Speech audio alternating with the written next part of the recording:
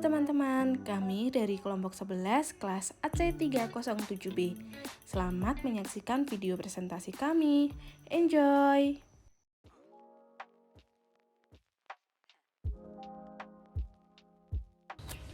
Sebagai pengantar dalam materi kali ini, kita akan melihat kembali tentang apa itu pajak.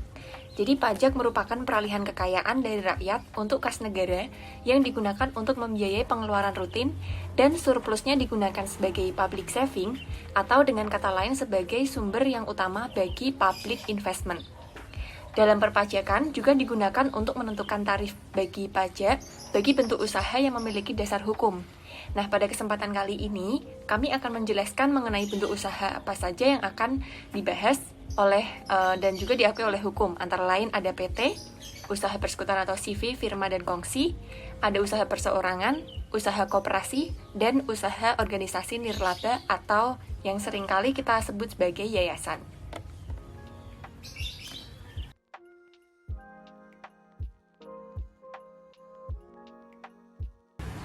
Di sini saya akan menjelaskan mengenai perseroan terbatas. Perseroan terbatas atau yang sering disebut dengan perseroan adalah badan hukum yang merupakan persekutuan modal yang didirikan berdasarkan perjanjian, melakukan kegiatan usaha dengan modal dasar yang seluruhnya terbagi dalam saham, dan memenuhi persyaratan yang ditetapkan dalam UU serta peraturan pelaksanaannya. Istilah perseroan ini menunjuk pada cara penentuan modal di mana terdiri dari saham-saham. Dan istilah terbatas menunjuk pada batas tanggung jawab pemegang saham, yaitu hanya terbatas pada jumlah nilai nominal dari semua saham-saham yang dimiliki. Peraturan mengenai perseroan terbatas dibagi menjadi dua, yaitu menurut perpajakan dan juga menurut PSAK.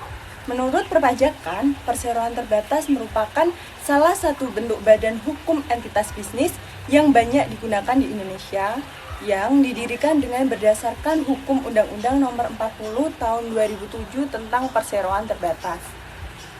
Perseroan terbatas dalam mewujudkan hak dan kewajibannya yang sesuai dengan ketentuan Undang-Undang Perpajakan, di mana wajib pajak akan diwakili oleh pengurus yang bertanggung jawab secara pribadi maupun secara renteng atas pembayaran pajak terutang, kecuali dapat membuktikan dan meyakinkan Direktorat Jenderal Pajak bahwa mereka benar-benar mungkin untuk dibebani tanggung jawab atas pajak terutang tersebut.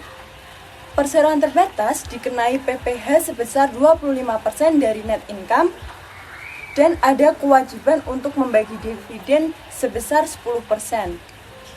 Sedangkan menurut PSAK, perseroan terbatas selain memiliki kewajiban untuk membayar utang pajaknya, juga memiliki kewajiban untuk membagikan dividen kepada pemegang saham. Menurut PSAK 21 ayat 22, kewajiban perusahaan dalam membagikan dividen akan timbul pada saat deklarasi dividen. Dan berdasarkan PSAK 21 ayat 23 dijelaskan mengenai pembagian dividennya.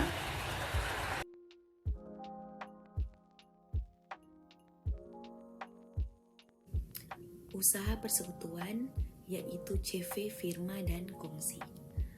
Menurut perpajakan, badan usaha yang dimiliki oleh dua orang atau lebih ini yang secara bersama-sama bekerja untuk mencapai tujuan usaha.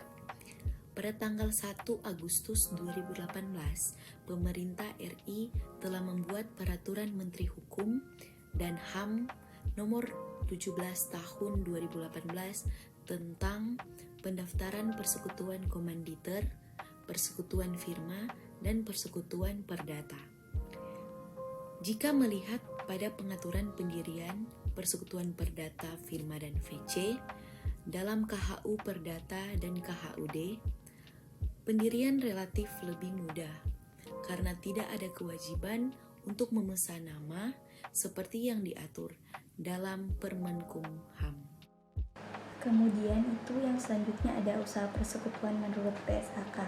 Menurut Pernyataan Standar Akuntansi Keuangan nomor 22 tentang akuntansi penggabungan usaha, disetujui dalam rapat Komite Prinsip Akuntansi Indonesia pada tanggal 24 Agustus 1994 dan telah disahkan oleh pengurus Pusat Ikatan Akuntan Indonesia, yaitu pada tanggal 7 September 1994. Penggabungan usaha ini dilakukan sebagai suatu penyatuan kepemilikan apabila para pemegang saham perusahaan-perusahaan yang bergabung tidak ada yang lebih dominan dari yang lain setelah terjadinya persekutuan usaha. Kemudian mereka akan bersama-sama mengendalikan secara efektif seluruh aktiva neto dan operasi serta bersama-sama berbagi risiko dan manfaat atas perusahaan gabungan tersebut.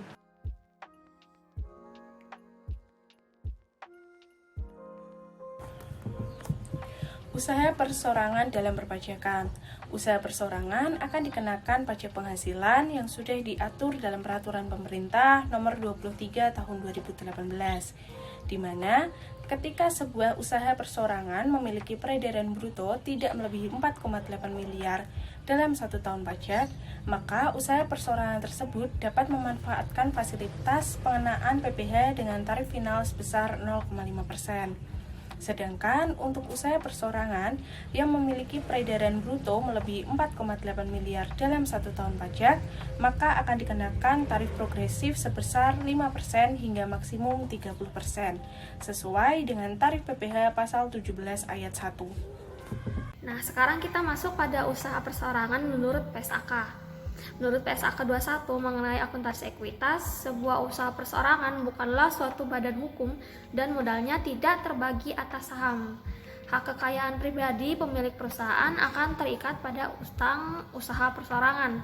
Nah, selain itu, PSAK 21 pada poin 10 menjelaskan bahwa akuntansi untuk ekuitas badan usaha yang bukan termaksud PT harus dilaporkan sesuai dengan peraturan perundangan yang berlaku untuk badan usaha tersebut dan juga sesuai dengan standar akuntansi keuangan yang berlaku khusus untuk industri yang bersangkutan. Namun, pemerintah telah menerbitkan peraturan pelaksana atas Undang-Undang Cipta Kerja terkait perseroan perorangan, yaitu Peraturan Pemerintah Nomor 8 Tahun 2021 tentang modal dasar perseroan serta pendaftaran, pendirian, perubahan, dan pembubaran perseroan yang memenuhi kriteria untuk usaha mikro dan kecil, di mana perseroan perorangan ini masuk pada badan hukum. Nah, bentuk usaha perseorangan ini tidak terdapat pembagian laba karena bentuk usaha perseorangan hanya terdiri dari satu pemilik, jadi laba yang dihasilkan seluruhnya akan diterima oleh pemilik tersebut.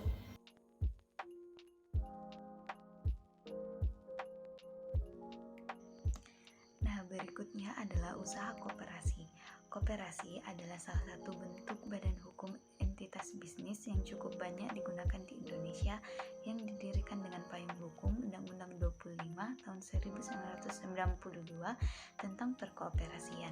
Dasar pendirian sebuah perusahaan dengan bentuk koperasi adalah pada akta notaris yang didaftarkan di Kepaniteraan Pengadilan Negeri dan diumumkan dalam Tambahan Berita Negara RI serta disahkan oleh Kementerian Hukum dan HAM.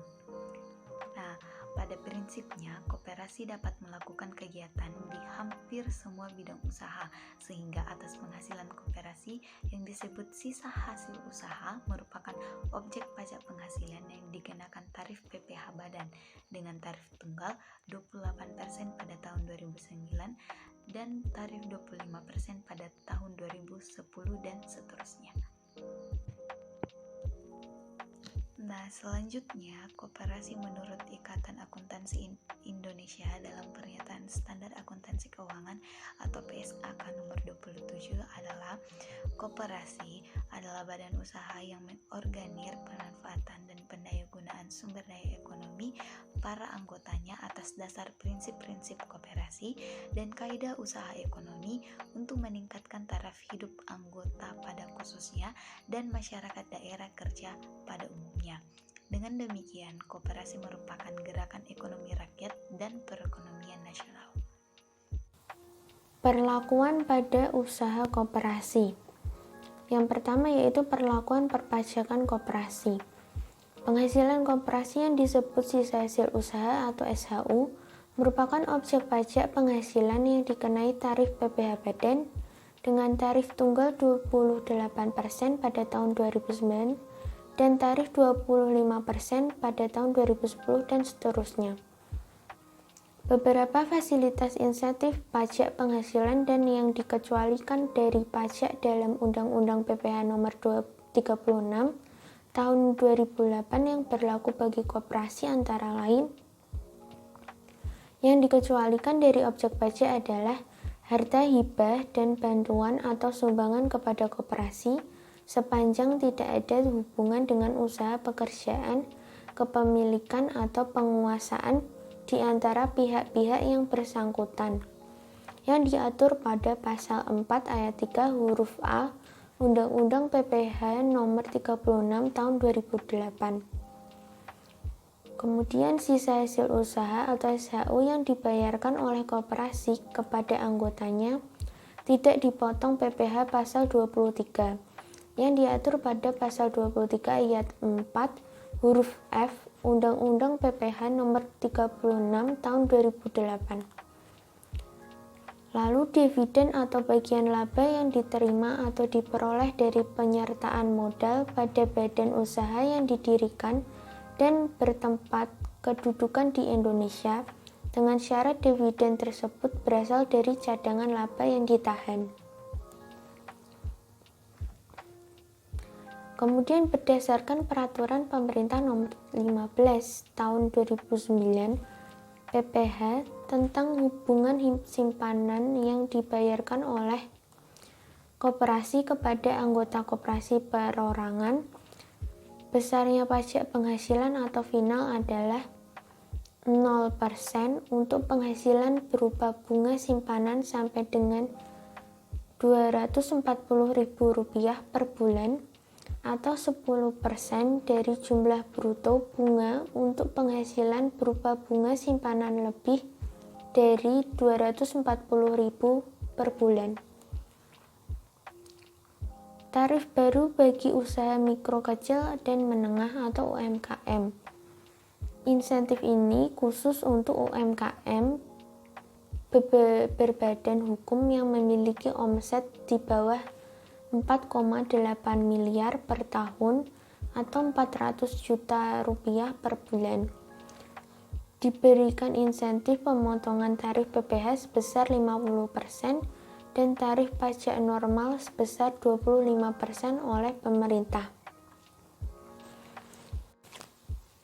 Perlakuan koperasi menurut PSAK nomor 27 tentang akuntansi perkoperasian, simpanan pokok yang belum diterima dari anggota disajikan sebagai piutang simpanan pokok. Dan pendapatan koperasi yang berasal dari anggota harus disajikan secara terpisah dengan pendapatan yang berasal dari non-anggota badan usaha, dan beban perkoperasian juga harus disajikan terpisah dalam laporan perhitungan hasil usaha.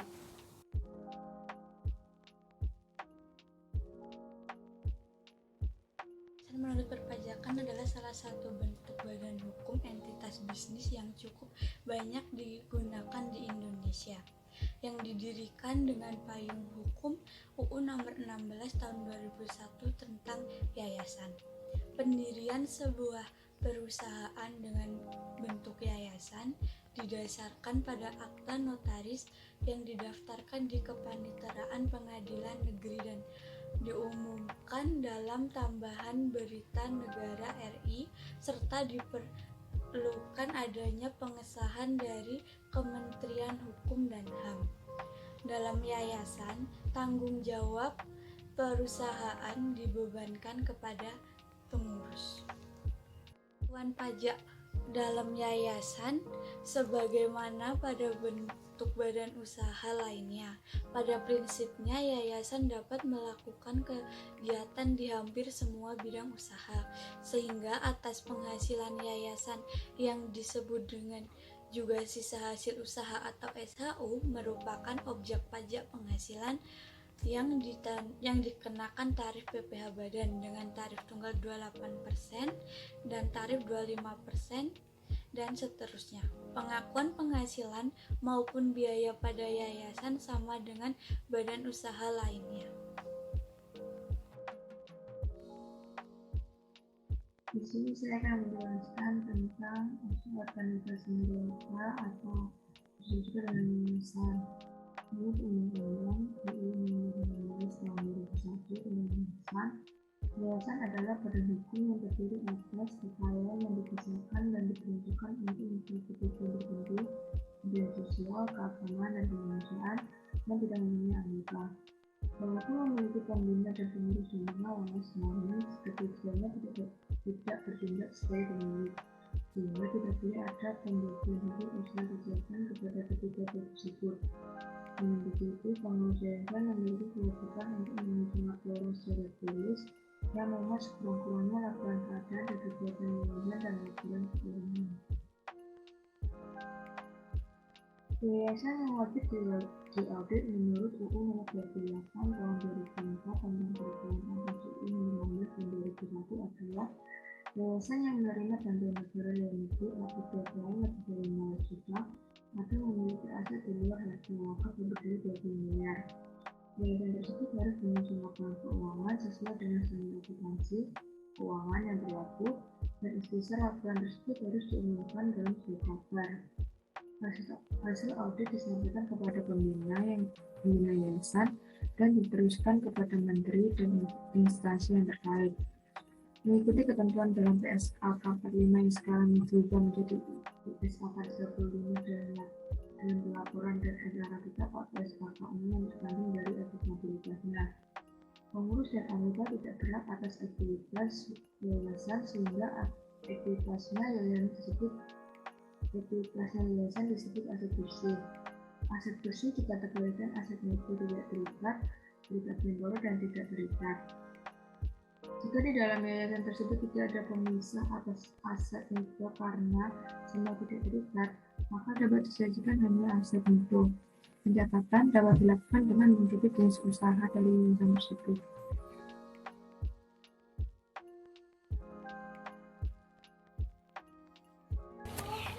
Pada intinya, perseroan terbatas dikenai PPh sebesar 25% dari net income dan ada kewajiban untuk membagi dividen sebesar 10%. Kemudian, bentuk usaha perseorangan juga ada penetapan pembebanan pajaknya yang dikenai tarif progresif dari 5% sampai dengan maksimal 30%. Sedangkan untuk koperasi diatur dalam PPh pasal 22, pasal 4 ayat 2, PPh pasal 25, dan PPh pasal 29. Untuk pedoman yang mengatur jalannya koperasi diatur dalam Undang-Undang PSAK nomor 25. Sedangkan untuk bagian yang terakhir, yaitu terdapat yayasan, yang diatur dalam Undang-Undang nomor 16 tahun 2001. Kesimpulan yang dapat diambil dalam pemilihan bentuk usaha adalah pengusaha boleh memilih semua bentuk usaha atas dasar penghematan pajak. Akan tetapi, tidak boleh hanya menimbang dari satu aspek ini saja dalam pengambilan keputusan. Ada hal lain yang perlu menjadi pertimbangan pula ketika pengusaha akan menentukan bentuk usahanya, seperti permodalan, risk management, lingkungan hidup, business and market development, serta hak dan kewajiban lainnya yang timbul dari pemulihan bentuk usaha tersebut. Nah, cukup sekian yang dapat kelompok kami sampaikan. Apabila ada pertanyaan dari teman-teman, silahkan untuk ditulis dalam kolom diskusi yang sudah disediakan. Terima kasih.